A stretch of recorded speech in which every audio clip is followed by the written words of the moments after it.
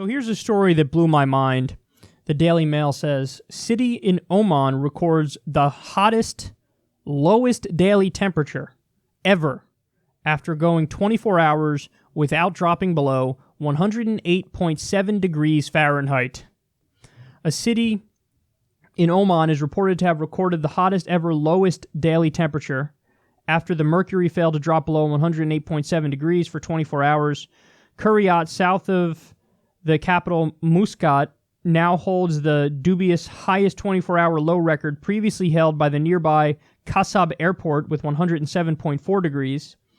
This was one of a few extraordinarily hot days in Quriyat, which saw the temperature stay above 107.4 degrees Fahrenheit for 51 straight hours. Look at those numbers. So that means even when it was pitch black at night, no sun, it still managed to stay above 107 degrees. Now, let me be clear about something.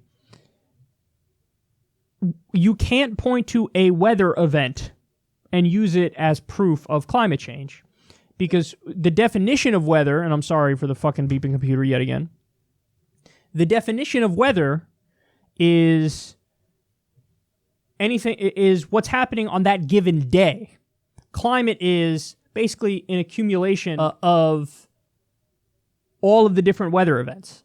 So it's weather over an extended period of time. So it is fair to say, no, you can't really point to this as evidence of climate change. In the same way, you can't point to a random day when it snows in New York as a day of climate change. Just because there's snow doesn't mean the climate's not changing. And again, this is something that people struggle with, the difference between weather and climate. However, if this instance coincides with weather records being shattered repeatedly across the globe, well, then we're talking about a pattern, then we're talking about climate, then we're talking about climate change. And of course, do I even need to finish this sentence? The reality is there has been an uptick of weather records being shattered around the country. Excuse me, not around the country, around the world it's been happening. So, and this was predicted. One of the things is an increase in extreme weather events. And that happens on both ends of the spectrum. So there's extreme heat in some places, there's extreme cold in other places. There's, more powerful hurricanes, there's droughts.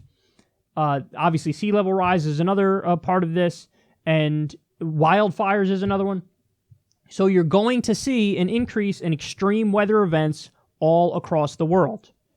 And every time I read an article on what's happening with the climate, it's pretty consistent that every time scientists go back to this, they find that the current scenario is worse than the worst case scenario. And that is a fucking terrifying thought. The current scenario is worse than the worst case scenario. So there's a lot to fear in the future unless we get our rear in gear. Because, sea level rise is like the least of what you really have to worry about. It's famine, it's drought, it's a spike in everyday goods, in price at the grocery store, it's wars over water in the developing world. So it is a scary, scary situation.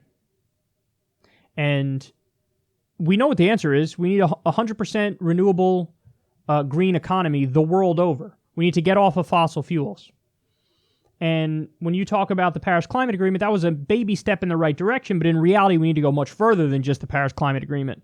But obviously, we're dragging behind the rest of the world, especially because Republicans control the government in the U.S. That's not saying that the Democrats would be good, they'd just be better.